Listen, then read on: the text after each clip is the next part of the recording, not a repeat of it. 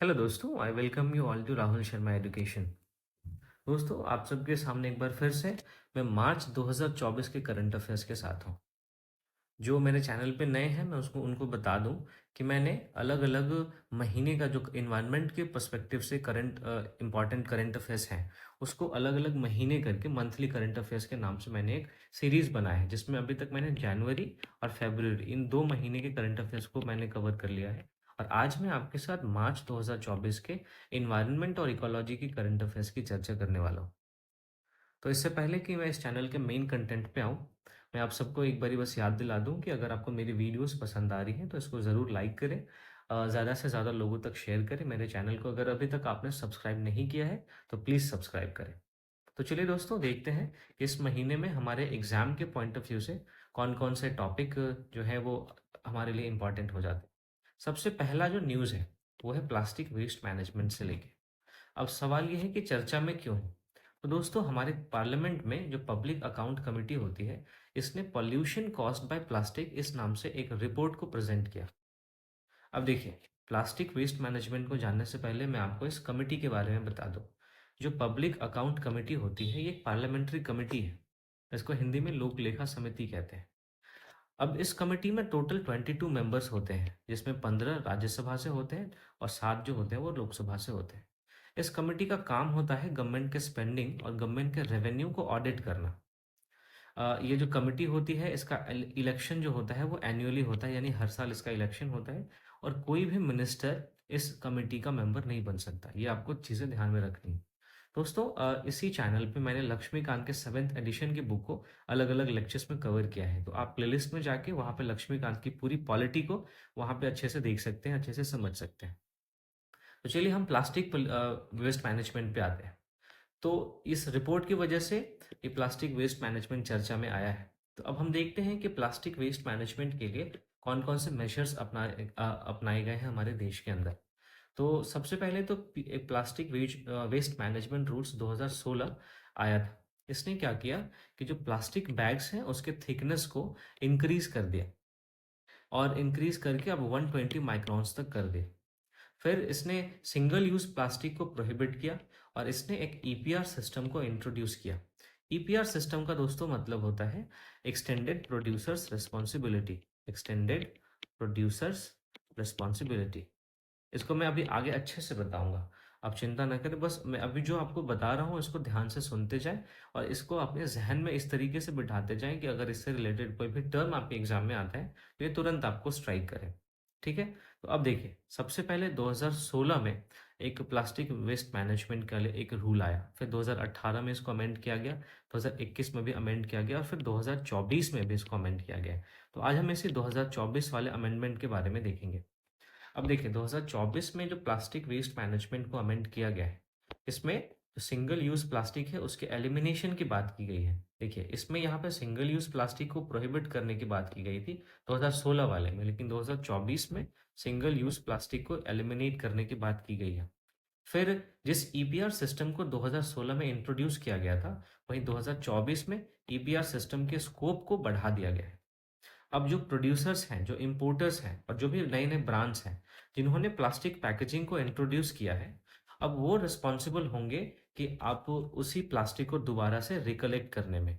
ठीक है। कंज्यूमर की रिस्पॉन्सिबिलिटी नहीं होगी कि उन्होंने जो भी प्लास्टिक यूज़ किया है, इस प्लास्टिक को वो किसी के तक पहुंचाए। ये जो प्रोड्यूसर्स हैं, जो इंपोर्टर्स हैं, और जो ब्रांड्स हैं, ये इन तीनों की रिस्पॉन्सिबिलिटी होगी कि इन्होंने जिस भी प्लास्टिक का इस्तेमाल पैकेजिंग में किया है, उस प्लास्टिक को ये कंज्यूमर के पास से कलेक्ट करके उस प्लास्टिक का रिसाइकलिंग करें। ठीक है। तो ये आपको ध्यान में रखना है। अब यहाँ पे मैंने एक टर्म का जिक्र किया था, extended producers responsibility, EPR.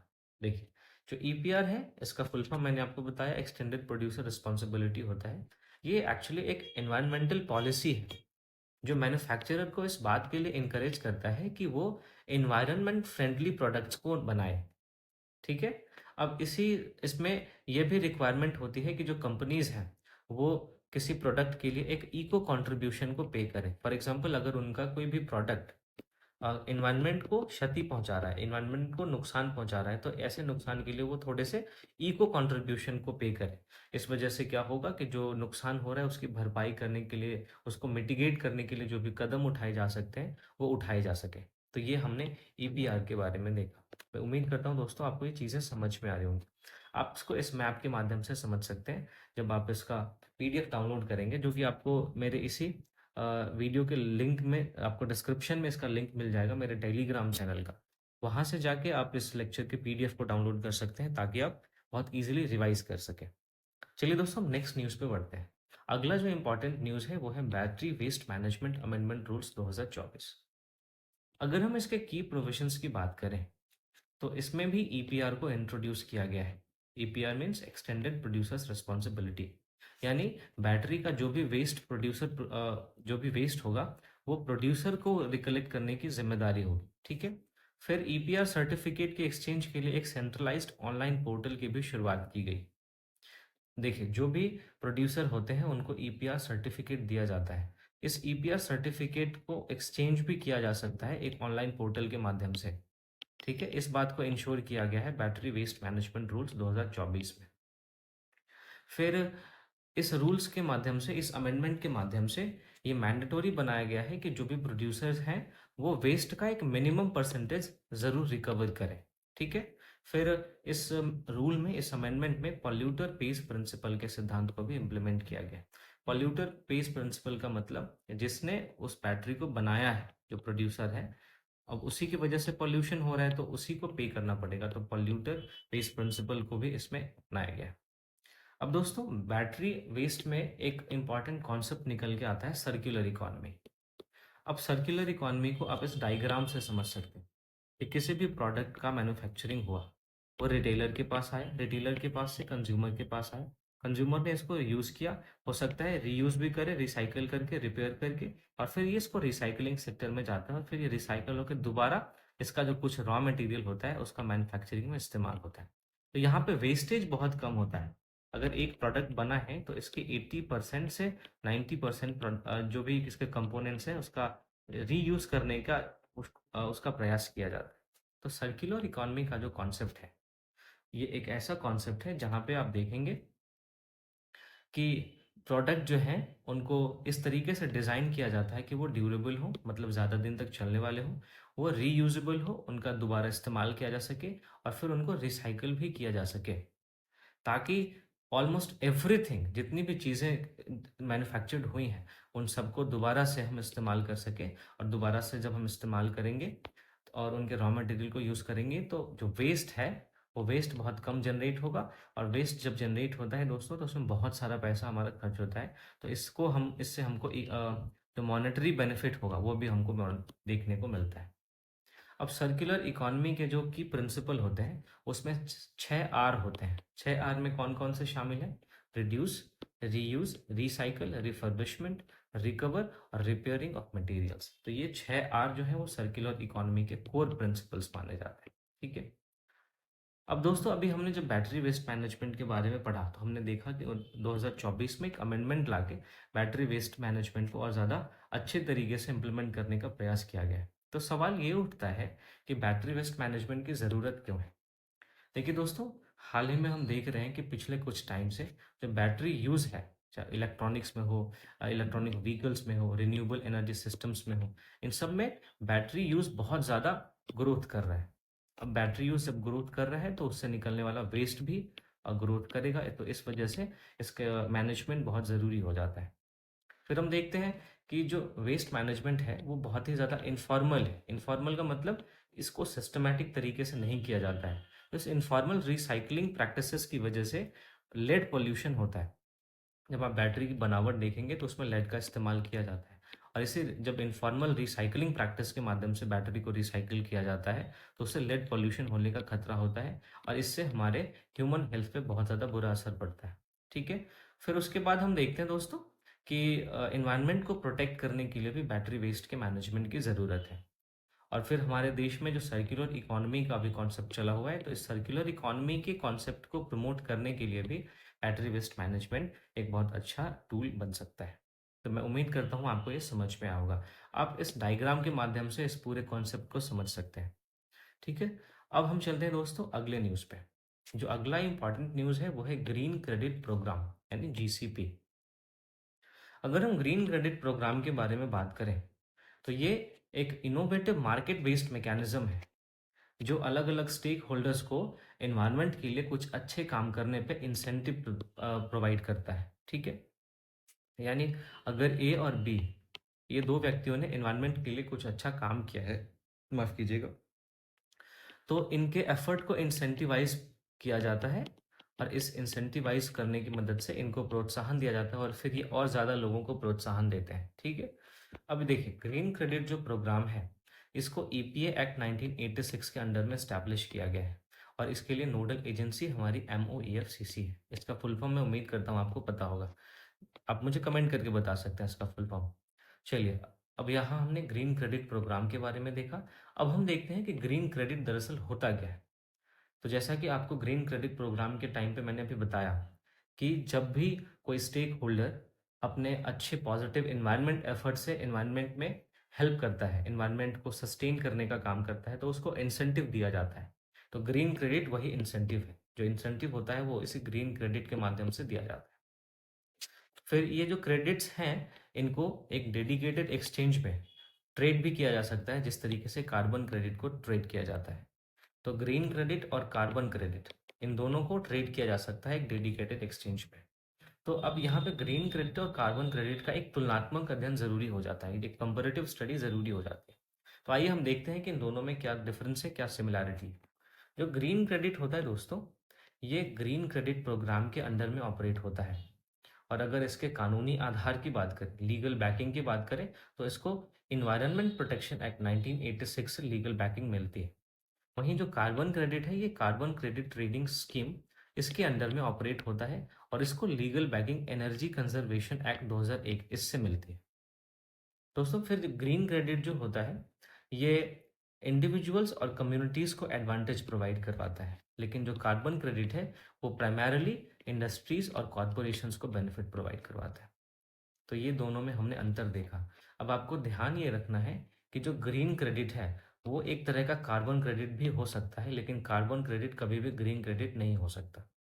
Green credit activities may qualify for carbon credits leading to climate को benefits like carbon emission reduction but not vice versa। ठीक है, तो ये हमारा ग्रीन क्रेडिट प्रोग्राम। अब हम देखते हैं अगले इंपॉर्टेंट न्यूज़ के बारे में जो हमारे यूनाइटेड नेशन एनवायरनमेंट असेंबली से रिलेटेड है। अब ये न्यूज़ में इसलिए है क्योंकि इस संस्था का जो 6th सेशन है वो कीनिया के नैरोबी में हेल्ड किया गया। अब कीनिया का लोकेशन मैं आपको दोस्तों एक बार दिखा दूं। ये देखिए, ये अफ्रीका का एक देश है जिससे होकर विश्वत रेखा गुजरती है। ये आप देख रहे होंगे जो रेड डॉट आपको अपने स्क्रीन पर दिख रहा होगा, यही कीनिया है। इसके अगर नेबरिंग कंट्रीज की बात करें तो इथियोपिया है, सोमालिया है, नीचे आप तंजानिया देख सकते हैं, है ना। फिर उसके बाद ये बगल में आप देख सकते हैं, तो ये कीनिया है दोस्तों। चलिए अब हम आगे बढ़ते हैं। तो दोस्तों ये जो यूनाइटेड नेशन एनवायरनमेंट असेंबली की 6th सेशन की बैठक केनिया के नैरोबी में हुई है, इसकी थीम थी effective inclusive and sustainable multilateral actions to tackle climate change, biodiversity loss and pollution. ये आपको ध्यान में रखना है, हालांकि ये बड़ा है लेकिन फिर भी आपके जहन में एक बार होना चाहिए कि इस थीम का मेन जो है वो क्रक्स क्या था। ठीक है, अब इस बैठक के आउटकम की बात करें दोस्तों, तो इस बैठक में 3-4 रिपोर्ट्स को पब्लिश किया गया है। पहला था जिसमें ग्लोबल रिसोर्स आउटलुक 2024 रिपोर्ट, फिर global waste management outlook 2024 report, फिर used heavy duty vehicles and environment report, यानी कि जो भी हैवी ड्यूटी व्हीकल्स हैं जो यूज्ड हो चुके हैं उनका एनवायरनमेंट में क्या इफेक्ट पड़ता है, इस पे भी एक रिपोर्ट को इशू किया गया। अब दोस्तों यहाँ पे मैंने एक टर्म लिखा है triple planetary crisis. Triple planetary crisis होता क्या है? क्लाइमेट चेंज, पॉल्यूशन और बायोडाइवर्सिटी लॉस, इन तीनों को मिला के हम ट्रिपल प्लानिटरी क्राइसिस का नाम देते हैं। ये आपको ध्यान में रखना है। तो ये हमने यूनाइटेड नेशन एनवायरनमेंट असेंबली के बारे में देखा। अब हम आगे बढ़ते हैं दोस्तों।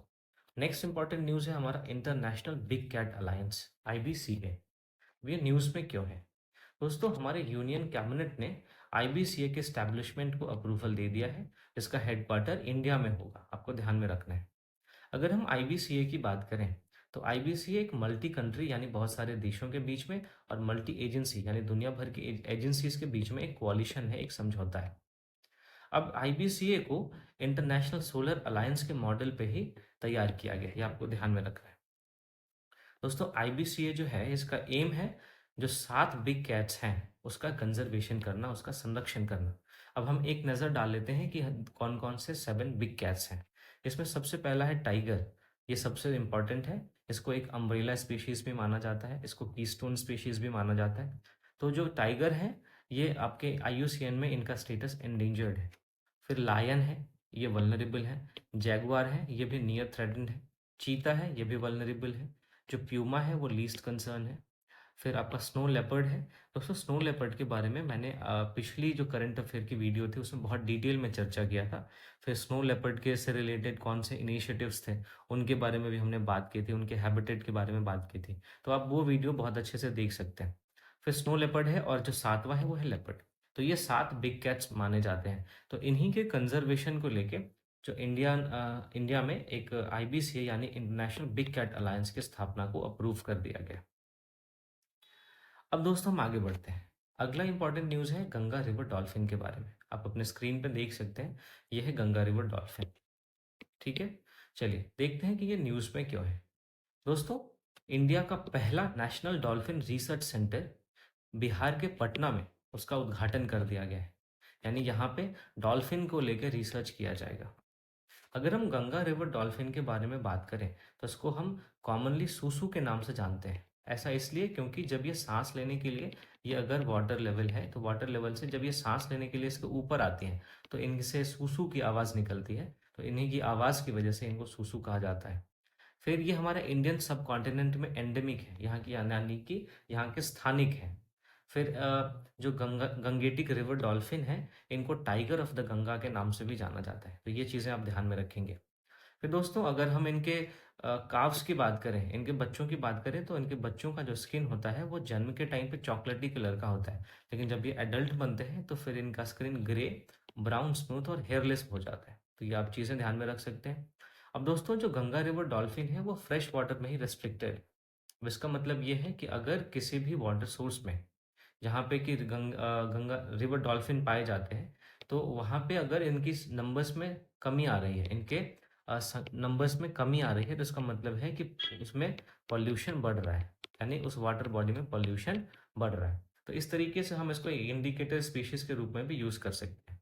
तो जो गंगा रिवर डॉल्फिन है वो फ्रेश वाटर में रेस्ट्रिक्टेड है। ये अल्ट्रासोनिक वेव्स का इस्तेमाल करती है हंटिंग के लिए और नेविगेटिंग के लिए, यानी अपना रास्ता बनाने के लिए। तो दोस्तों जो गंगेटिक रिवर डॉल्फिन है इसके बारे में अगर हम बात करें तो बहुत सारे इनिशिएटिव्स हैं जो इनको प्रोटेक्ट करने के लिए चलाए गए हैं। फॉर एग्जांपल आप देखेंगे कि बिहार में Vikramshila Gangetic dolphin wild life sanctuary की स्थापना की गई है। फिर प्रोजेक्ट डॉल्फिन चलाया गया है। फिर इनके संरक्षण के बारे में जागरूकता फैलाने के लिए 5 अक्टूबर 2009 को इसको नेशनल एक्वेटिक एनिमल घोषित किया गया। और फिर 5 अक्टूबर को ही हम हर साल national Ganga river dolphin day भी मनाते हैं। तो ये हमने गंगा रिवर डॉल्फिन के बारे में देखा। ठीक है, आगे बढ़ते हैं दोस्तों। अगला जो इंपॉर्टेंट न्यूज़ है वो है ज़ीरो बजट नेचुरल फार्मिंग यानी ZBNF से रिलेटेड। दोस्तों अगर हम ZBNF के बारे में बात करें तो इसको सबसे पहले सुभाष पालेकर ने फॉर्मुलेट किया था। ये आप यहाँ पे देख सकते हैं, इनको यही है सुभाष पालेकर। इंडिया में इनको इन्हीं को ये श्रेय जाता है कि जीरो ZBNF का यूज़ किया। अब ZBNF जो है इसके 4 इसेंशियल एलिमेंट्स होते हैं। इसमें सबसे पहला होता है बीज अमृत। इसमें क्या किया जाता है, बीज अमृत में सॉइल को ट्रीट किया माफ कीजिएगा, जो सीड ट्रीट किया जाता है। उस सीड ट्रीटमेंट में क्या किया जाता है कि जो कावडंग होते हैं और उनके यूरिन होते हैं उसी का इस्तेमाल किया जाता है। अगला है जीव अमृत। जीव अमृत में दोस्तों सॉइल को ट्रीट किया जाता है और सॉइल को ट्रीट करके माइक्रोबियल एक्टिविटीज को इंक्रीज किया जाता है। फिर तीसरा है मल्चिंग या आच्छादना। इसमें क्या किया जाता है, जो भी सॉइल है या फिर उसको क्रॉप है उसको स्ट्रॉ रेसिड्यू से क्या किया जाता है, कवर कर दिया जाता है। तो इस स्ट्रॉ रेसिड्यू से कवर करने के कारण एक तो जो मॉइस्चर होता है वो मॉइस्चर अब ज़मीन में बचा रह जाता है, वो इवेपोरेट नहीं हो पाता। और फिर इससे हर्बिसाइड के भी ग्रोथ को, जो हर्बिसाइड है इनका भी ग्रोथ बहुत अच्छे से होता है। तो ये मल्चिंग था। और जो चौथा इसका एलिमेंट है वो है वाफासा। वफासा का मतलब जमीन को खोद के उसमें एयरिंग करना, उसके अंदर एयर को भेजना। इससे क्या होता है कि जो ह्यूमस होता है, उस ह्यूमस वो सॉइल में इंक्रीज कर जाता है। तो वफासा, मल्चिंग, जीवामृत और बीज अमृत, ये चार एलिमेंट्स हैं जो कि ZBNF के चार पिलर्स के तौर पे जाने जाते हैं। ये आप यहाँ पे देख सकते हैं, जीवामृत है, बीज अमृत है, आच्छादना है और वफासा है। ठीक है। अब देखिए, ZBNF में ऊपर के चार प्रिंसिपल के अलावा भी कुछ अदर प्रिंसिपल्स हैं। For example, intercropping. इंटरक्रॉपिंग का मतलब कि जब एक मोनोकॉट और डाइकॉट क्रॉप को एक साथ एक ही फील्ड में उगाया जाए तो इसको हम इंटरक्रॉपिंग कहते हैं। सीधा सीधा अगर सामान्य शब्दों में समझे तो इंटरक्रॉपिंग का मतलब होता है कि दो फसलों को एक साथ एक ही फील्ड में लगाना, उसको इंटरक्रॉपिंग कहते हैं। फिर कॉन्टोर्स बना के जो रेन वाटर है उसको प्रिजर्व किया जाता है। कॉन्टोर्स का मतलब दोस्तों इस तरीके से खेत को सीढ़ी नुमा बनाना, ताकि पानी जो है वो ज़्यादा से ज़्यादा यहाँ पे ठहर सके। ठीक है, यहाँ पे ज़्यादा से ज़्यादा ठहर सके और रेन वाटर को हम अच्छे से प्रिजर्व कर सकें। उसके बाद फिर अर्थवर्म को भी रिवाइव किया जाता है लोकल स्पीशीज के माध्यम से। फिर जो डंग होता है उस इंडिजिनस काव का, उसका भी इस्तेमाल किया जाता है ZBNF में। तो ये ZBNF था। अब दोस्तों ये चर्चा में क्यों है कि हम इसको पढ़ रहे हैं, तो सबसे पहले आपको ये ध्यान में रखना है कि ZBNF का नाम बदल के भारतीय प्राकृतिक कृषि पद्धति कर दिया गया है, यानी BPKP। और BPKP को एक सेंट्रली स्पॉन्सर्ड स्कीम के रूप में अब चलाया जाएगा। तो ये इसका न्यूज़ था। अगर दोस्तों हम ZBNF के इम्पोर्टेंस के बारे में बात करें तो ZBNF के बहुत सारे इम्पोर्टेंस हैं।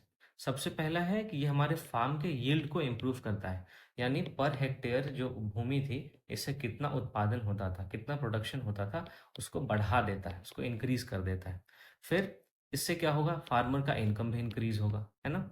उसके बाद जो हमारा कॉस्ट है, कॉस्ट ऑफ प्रोडक्शन है, उसको मिनिमाइज कर देता है, क्योंकि हम इसमें एक फार्म के अंदर से ही सारी हम अपनी ज़रूरत की चीज़ें, चाहे वो बीज हो, चाहे वो खाद हो, सब कुछ हम फार्म के अंदर में ही डेवलप करते हैं। तो इससे हमारा कॉस्ट ऑफ प्रोडक्शन कम होता है और कॉस्ट ऑफ प्रोडक्शन कम होने की वजह से हमारा मुनाफा बढ़ जाता है। और फिर ZBNF में हम कोई भी केमिकल इनपुट को यूज़ नहीं करते, हम सारे केमिकल इनपुट का एक्सक्लूशन कर देते हैं। फिर इसका अगला फ़ायदा ये है कि जो ZBNF है ये इन्वायरमेंटल कंजर्वेशन में हेल्प करता है और जो सॉइल की हेल्थ होती है इसको रिजुवनेट करता है। ठीक है। ये हमारे लाइवस्टॉक के सस्टेनेबिलिटी को भी प्रमोट करता है और ये एम्प्लॉयमेंट को भी बढ़ाता है। तो ये सारे फायदे ZBNF के आप देख सकते हैं।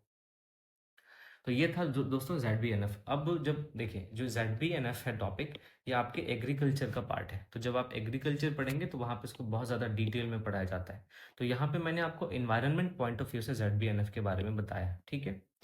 चलिए दोस्तों अगले इंपॉर्टेंट न्यूज़ पे बढ़ते हैं। अगला है कालेश्वरम लिफ्ट इरिगेशन प्रोजेक्ट। अब देखिए इस प्रोजेक्ट के बारे में बात करने से पहले मैं आपको ये बता दूं कि लिफ्ट इरिगेशन क्या होता है। दोस्तों लिफ्ट इरिगेशन का मतलब है किसी भी ऐसे क्षेत्र में पानी को पहुंचाना, सिंचाई पहुंचाना जो कि बहुत ज़्यादा ऊंचाई पे है। मान लीजिए कि यहाँ तक एक जल का स्रोत है और इतनी ऊंचाई पे इस तरीके से पानी को पहुंचाया जाएगा। अब देखिए ऑब्वियस सी बात है कि इसको ग्रेविटेशन के माध्यम से तो पहुंचाया नहीं जाएगा, तो पंप के माध्यम से या और भी मैकेनिकल टूल्स का यूज़ करके जब एक ऊंचाई पर स्थित खेत में, ये अगर ऊंचाई पर स्थित खेत है तो इसमें अगर किसी माध्यम से पानी पहुंचाया जा रहा है तो इसी को लिफ्ट इरिगेशन कहते हैं।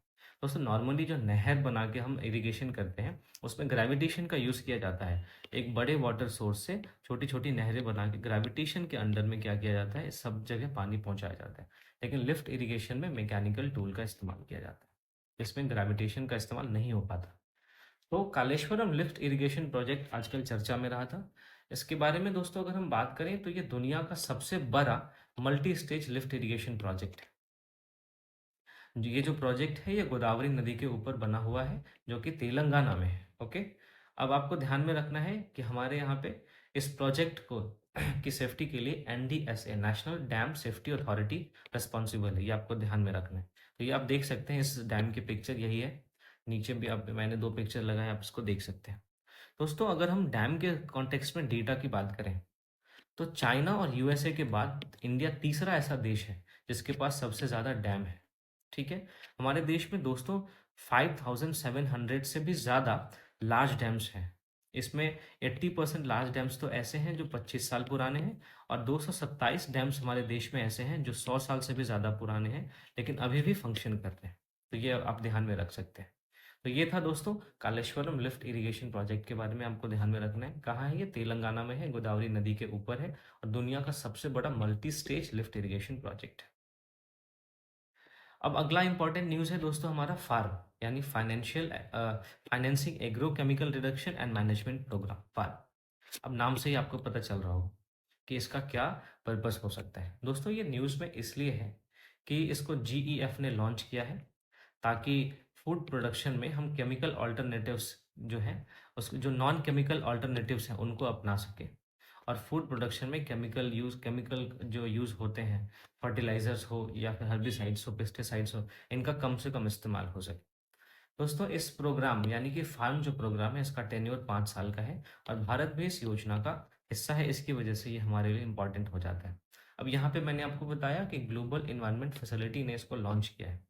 दोस्तों लास्ट की वीडियो में भी मैंने आपको जीईएफ के बारे में बताया था, इस वीडियो में भी मैं आपको जीईएफ के बारे में बता रहा हूँ। तो इससे आपको माफ कीजिएगा, इससे आपको अंदाजा मिल रहा होगा कि ये जीईएफ कितना इम्पोर्टेंट ऑर्गेनाइजेशन है। दोस्तों जीईएफ की स्थापना 1992 में रियो अर्थ समिट के दौरान की गई थी। ये 18 एजेंसीज का एक पार्टनरशिप है। इसका रोल ये है कि ये जो 5 आप देख रहे हैं इन्वायरमेंटल कन्वेंशन, इसके लिए फाइनेंशियल मैकेनिज्म प्रोवाइड करवाता है। जैसे मीना माता कन्वेंशन जो है ये मर्क्यूरी पे है यानी पारा पे। स्टॉकहोम कन्वेंशन जो कि पीओपी पे है, इसके लिए भी। United Nation convention on biodiversity, UNCBD, United Nation convention to combat desertification और United Nation framework convention on climate change. तो ये जो 5 कन्वेंशन है इनके लिए पैसे उपलब्ध करवाने का काम ग्लोबल इन्वायरमेंट फैसिलिटी करता है, ये आपको ध्यान में रखना है। तो ये था दोस्तों हमारा फार्म प्रोजेक्ट। अब हम आगे बढ़ते हैं। अगला जो इंपॉर्टेंट न्यूज़ है वो है city specific zero carbon buildings action plan, ZCBAP। अब ये बहुत इंपॉर्टेंट कॉन्सेप्ट है, आपको ध्यान में रखना है। देखते हैं कि न्यूज़ में क्यों है। दोस्तों इंडिया का पहला ZCBAP जो है वो नागपुर में लॉन्च किया गया। तो इसलिए चूंकि ये इंडिया का पहला है तो हमारे लिए एग्जाम के पॉइंट ऑफ व्यू से इंपॉर्टेंट हो जाता है। अब देखते हैं ये क्या है। दोस्तों ये जो एक्शन प्लान है इसका जो एम है वो नेट ज़ीरो कार्बन एमिशन को अचीव करना है। किसमें? सारे बिल्डिंग्स में। मैं आपको बता दूं कि हमारे देश के अंदर जितने भी बिल्डिंग्स हैं इनसे भी कार्बन एमिशन होता है। तो इन सारे बिल्डिंग्स से होने वाले कार्बन एमिशन को ज़ीरो कर देने का हमारा लक्ष्य है 2050 तक, इसी प्लान के अंतर्गत। ठीक है। अब ये हमारे इंडिया का जो टोटल नेट ज़ीरो 2070 तक का टारगेट है उसमें भी हेल्प करेगा। तो ये न्यूज़ है। अब मैं आपको बता दूं कि नागपुर दुनिया के उन 6 ग्लोबल सिटीज़ में से एक है जहां पे ये जो zero carbon building action plan अपनाया गया है उनको इम्प्लीमेंट किया गया है। अगर हम नागपुर के अलावा दुनिया के और शहरों की बात करें तो उसमें आपका कीनिया है, कोस्टा रिका है, टर्की है और कोलंबिया है। ठीक है। तो इंडिया में नागपुर पहला ऐसा शहर है जहाँ पे इस प्लान को इम्प्लीमेंट किया गया है। अब सवाल ये उठता है दोस्तों कि इस प्लान की हमें ज़रूरत क्यों है। अब जैसा कि मैंने आपको बताया कि इंडिया के बिल्डिंग से भी ग्रीन हाउस गैस एमिशन होता है और 2000 से 2017 तक ये जो ग्रीन हाउस गैस एमिशन है ये लगभग 2 गुना हो चुका है। तो इसकी इसी वजह से ये इस प्लान की ज़रूरत हमें महसूस हुई है। अब यहाँ पे मैंने बार बार ज़ीरो कार्बन बिल्डिंग की बात की। तो आखिर ज़ीरो कार्बन बिल्डिंग्स होते क्या है? दोस्तों ज़ीरो कार्बन बिल्डिंग्स ऐसे स्ट्रक्चर होते हैं जो इस तरीके से डिज़ाइन किए जाते हैं कि वो जितनी एनर्जी को कंज्यूम कर रहे हैं उतनी ही एनर्जी को प्रोड्यूस कर रहे हैं। इससे क्या होता है? कार्बन एमिशन को मिनिमाइज करने में हेल्प मिलती है। ठीक है। अब देखिए ये ऐसा कर कैसे करते हैं? एक तो एनर्जी एफिशिएंसी के माध्यम से कर सकते हैं, यानी ऊर्जा की बचत करके कर सकते हैं। रिन्यूएबल एनर्जी सोर्सेस का इस्तेमाल करके कर सकते हैं। सस्टेनेबल मटेरियल्स का इस्तेमाल करके कर सकते हैं। ठीक है। दुनिया भर में अगर हम जीरो कार्बन बिल्डिंग्स की बात करें तो 3 बिल्डिंग्स की मिसाल हमेशा दी जाती है कि इन बिल्डिंग्स में जीरो कार्बन एमिशन होता है। फॉर एग्जांपल मैं आपको बताता हूँ, नेदरलैंड में एक द एज करके बिल्डिंग है। ये आपको ये देगा, द एज है। फिर यूएसए में आपका बुलेट सेंटर है, ये आप देख सकते हैं, ये है बुलेट सेंटर। और फिर ऑस्ट्रेलिया में वन सेंट्रल पार्क है, ये देखिए। ऐसा लग रहा है कि बिल्डिंग के ऊपर पेड़ उगा दिया गया हो। तो ये सारी बिल्डिंग्स ऐसी हैं जो जितनी एनर्जी कंज्यूम करती हैं उतनी ही एनर्जी को प्रोड्यूस भी करती हैं। इसलिए इनको जीरो कार्बन बिल्डिंग्स के नाम से जाना जाता है। ठीक है। उम्मीद करता हूँ दोस्तों आपको ये समझ में आ रहा होगा। दोस्तों अगला इंपॉर्टेंट न्यूज़ है एथेनॉल 100। अब ये क्यों चर्चा में रहा है? तो एथेनॉल 100 जो है दोस्तों, ये गैसोलीन का एक ऑल्टरनेटिव है जो ज़्यादा साफ सुथरा है और इन्वायरमेंट के लिए ज़्यादा अच्छा है। ओके, अब देखिए, ग्रीन हाउस गैस के एमिशन को जो है ये एथेनॉल 100 ये कम करता है। इस वजह से ये हमारे एनवायरनमेंट के लिए अच्छा है, और हमारे एनवायरनमेंट के लिए अच्छा है तो इसका मतलब ये है कि इसका ऑक्टेन नंबर भी हाई होगा। देखिए, ऑक्टेन नंबर क्या होता है? ऑक्टेन नंबर कुछ नहीं होता। जिस भी फ्यूल का ऑक्टेन नंबर जितना ज़्यादा होता है, उस फ्यूल से कोई भी इंजन उतना ही स्मूथली परफॉर्म करता है, और उससे उतना ही कम पॉल्यूशन, लेस पॉल्यूशन हमें देखने को मिलता है। ठीक है, चलिए दोस्तों, ऑक्टेन नंबर और सीटेन नंबर ये दो होते हैं, ये आप पढ़ लीजिएगा। यहाँ पे मैंने बस डाल दिया है ताकि आपको थोड़ा सा कॉन्फिडेंस आ जाए कि अगर सीटेन नंबर कुछ पूछ लिया जाए तो आप उससे घबराएं नहीं। ठीक है, चलिए आगे बढ़ते हैं दोस्तों। नेक्स्ट इंपॉर्टेंट न्यूज़ है हमारा planetary boundaries framework. Planetary boundaries framework क्या होता है? देखिए दोस्तों, ये न्यूज़ में इसलिए है क्योंकि इन्वायरमेंटल अचीवमेंट में एक टाइलर प्राइज दिया जाता है। तो 2024 में ये प्राइज जोहान रॉकस्टार को दिया गया है, और इनका काम इसी प्लानिटरी बाउंड्रीज फ्रेमवर्क पे था। तो इसी टॉपिक पे उन्होंने जो काम किया है उसके लिए उनको टाइलर प्राइज दिया गया है। तो इस वजह से प्लानिटरी बाउंड्रीज फ्रेमवर्क यानी पीबीएफ चर्चा में है। तो अगर हम पीबीएफ की बात करें दोस्तों, तो पीबीएफ 9 सिस्टम को इंटीग्रेट करता है, और ये 9 सिस्टम मिलके ये डिटरमिन करते हैं कि हमारा प्लानट फंक्शन कैसे करेगा, हमारे प्लानट का स्टेट कैसा हो। ठीक है, इन 9 प्लानिटरी बाउंड्रीज में कौन कौन से आते हैं मैं आपको इस पिक्चर के माध्यम से समझाता हूँ। इसमें सबसे पहला है क्लाइमेट चेंज, फिर उसके बाद है ओवरलोडिंग विद नोवेल एंटिटीज, फिर आपका स्ट्रेटोस्फेरिक ओजोन डिप्लीशन है, फिर आपका increase in atmospheric aerosol loading है, फिर आपका ओशन एसिडिफिकेशन है, फिर आपका modification of bio Jio chemical flows, ये फिर आपका फ्रेश वाटर चेंज है, फिर आपका लैंड सिस्टम चेंज है, और फिर हम देखते हैं चेंज इन बायोडाइवर्सिटी इंटेग्रिटी। तो ये 9 ऐसे सिस्टम हैं जो एक साथ मिलके हमारे प्लानेट पे जो भी फंक्शंस हो रहे हैं उनको डिटरमिन करने का काम करते हैं। ठीक है, चलिए अब देखिए, ये जो 9 सिस्टम है ये हमारे ह्यूमंस और ह्यूमैनिटी के लिए लाइफ सपोर्ट को प्रोवाइड करते हैं। और आपको ये जान के आश्चर्य होगा और दुख भी होगा कि इन 9 सिस्टम्स में से 6 सिस्टम की बाउंड्री को हमने ऑलरेडी क्रॉस कर लिया है। इसका मतलब हम एक ऐसे समय में बढ़ते जा रहे हैं जहाँ पे प्लानेट बहुत ज़्यादा खतरे में है, ह्यूमन एग्जिस्टेंस खतरे में हो सकता है। ठीक है, तो इसको आपको ध्यान में रखना है। दोस्तों, अगला जो इंपॉर्टेंट न्यूज़ है वो है पायरोलाइसिस। पायरोलाइसिस क्या होता है? पायरोलाइसिस दोस्तों और कुछ भी नहीं है, एक प्रोसेस है जिसमें किसी भी ऑर्गेनिक मैटर को ऑक्सीजन के अब्सेंस में डिकम्पोज किया जाता है। ठीक है, किसी भी ऑर्गेनिक मैटर का थर्मल डिकम्पोजिशन किया जाता है ऑक्सीजन के अब्सेंस में, इसी को हम पायरोलाइसिस कहते हैं। दोस्तों, पायरोलाइसिस से जो भी कार्बोनेशियस मटेरियल होता है ये तीन चार चीज़ें हमें देता है। उसमें एक बायोचार है, एक बायो ऑयल है, और तीसरा सिनगैस है। अब चूंकि पायरोलाइसिस से हमें बायोचार मिलता है, और बायोचार का बहुत सारा यूज़ है। फॉर एग्जांपल, बायोचार का इस्तेमाल सॉइल की क्वालिटी को इम्प्रूव करने में किया जा सकता है। बायोचार चार का इस्तेमाल इलेक्ट्रिसिटी जनरेशन में किया जा सकता है। ठीक है, फिर जो सेन गैस है, सेन गैस को इफिशिएंट कुकिंग फ्यूल के रूप में इस्तेमाल किया जा सकता है, जो बाकी फ्यूल्स के कंपैरिजन में ज़्यादा क्लीन है। तो इस वजह से ये पायरोलाइसिस जो प्रोसेस है ये हमारा चर्चा में था। अब हम अगले न्यूज़ की तरफ बढ़ते हैं जो कि है अर्थ आवर। दोस्तों, इस 2024 में 23 मार्च को अर्थ आवर 8:30 से लेकर 8:30 9:30 के बीच मनाया गया।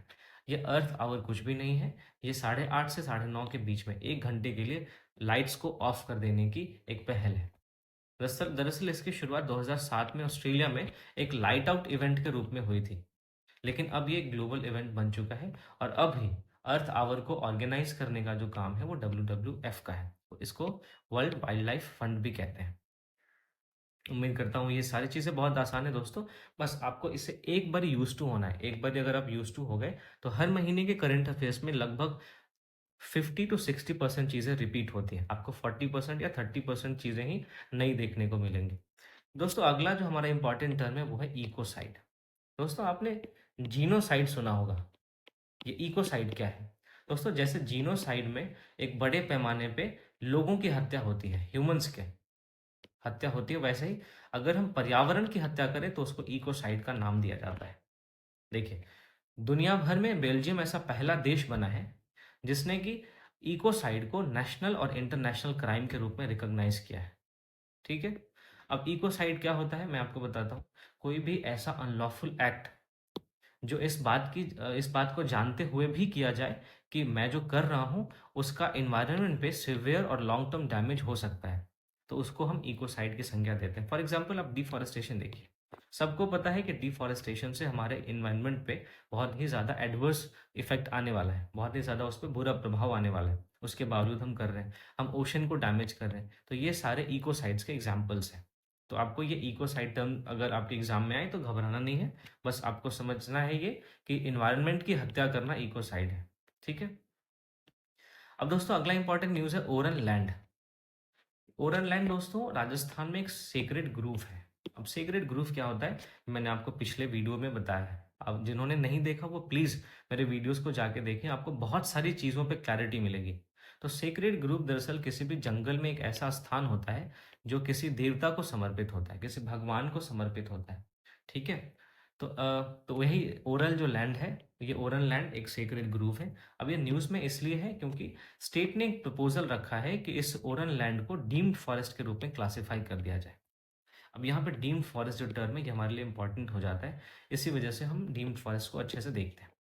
देखिए दोस्तों, डीम्ड जो फॉरेस्ट वर्ड है ये किसी भी फॉरेस्ट लॉ में डिफाइन नहीं है, लेकिन 1996 के गोदावरम थिरुमालपाड़ केस में सुप्रीम कोर्ट ने इसके जो कॉन्सेप्ट ऑफ डीम्ड फॉरेस्ट है इसको दिया था। इसमें सुप्रीम कोर्ट ने कहा था कि कोई भी ऐसा एरिया जो कि ऑफिशियली फॉरेस्ट के रूप में क्लासिफाई नहीं है लेकिन फॉरेस्ट के जैसा दिखता है उसको हम डीम्ड फॉरेस्ट की संज्ञा दे सकते हैं। तो ये आपको ध्यान में रखना है। ओरन लैंड कहाँ है? राजस्थान में है, एक सेक्रेड ग्रुप है। इसमें डीम्ड फॉरेस्ट क्या है? तो डीम्ड फॉरेस्ट कोई ऐसा फॉरेस्ट जिसको कि ऑफिशियली फॉरेस्ट डिक्लेयर नहीं किया गया है लेकिन उसके बावजूद वो फॉरेस्ट की तरह दिखता हो तो उसको हम डीम्ड फॉरेस्ट की संज्ञा देते हैं अकॉर्डिंग टू सुप्रीम कोर्ट। ये बात आपको ध्यान में रखनी है। अब हम दोस्तों अगले न्यूज़ पे आते हैं जो कि है गोल्डन लंगूर के बारे में। ठीक है। गोल्डन लंगूर के बारे में न्यूज़ ये है कि लेटेस्ट सर्वे में इनकी संख्या 7,396 हो चुकी है। अगर हम इनके प्रोटेक्शन स्टेटस की बात करें तो IUCN में ये इंडेंजर्ड है, साइट्स के अपेंडिक्स 1 में है और WPI यानी वाइल्ड लाइफ प्रोटेक्शन एक्ट के भी शेड्यूल 1 में है। ठीक है। चलिए, अब एक एम द्रौपदी करके एक स्पीशीज है जो कि एक सी स्लग है। ये आप देख सकते हैं, पानी के अंदर पाई जाती है, एक स्लग है। तो एक नई स्पीशीज ऑफ हेडशील्ड सी स्लग को ढूंढा गया है वेस्ट बंगाल और ओडिशा में, और इनका जो नाम है, इनका नाम हमारे करंट प्रेसिडेंट द्रौपदी मुर्मू के नाम पे रखा गया है, इसलिए इस सी स्लग का नाम एम द्रौपदी है। ठीक है। चलिए आगे बढ़ते हैं। आज का जो हमारा लास्ट इंपॉर्टेंट न्यूज़ है वो है दोस्तों ग्रेट लेक्स के बारे में। ग्रेट लेक्स में 5 चीज़ें आती हैं, सॉरी 5 झील आते हैं, 5 लेक्स आते हैं। सुपीरियर लेक, फिर उसके बाद हुरॉन, मिशिगन, एरी और ओंटारियो। ये 5 लेक्स हैं जिनको एक साथ ग्रेट लेक्स कहा जाता है। दोस्तों इन लेक्स में जो पानी का फ्लो है वो मैंने आपको यहाँ पे एरो के माध्यम से दिखाने की कोशिश की है कि सबसे पहले सुपीरियर लेक से ह्यूरॉन में आता है, फिर उसके बाद मिशिगन में जाता है, फिर एरी में जाता है, फिर ओंटारियो में जाता है। तो ये ग्रेट लेक्स के बारे में हम देख लेते हैं कि जो ग्रेट लेक्स के बारे में कौन कौन सी इंपॉर्टेंट चीज़ें हमें जाननी चाहिए। दोस्तों जो ग्रेट लेक्स हैं वो हमारे अर्थ पे largest fresh surface water system को फॉर्म करते हैं। तो अगर हम लेक मिशिगन को छोड़ दें तो बाकी जो लेक्स हैं वो कनाडा और USA के बीच में एक नेचुरल बॉर्डर को प्रोवाइड करते हैं। तो ये इस तरीके से हमने अभी मार्च 2024 के महीने के सारे इंपॉर्टेंट करंट अफेयर्स को दोस्तों कवर कर लिया है।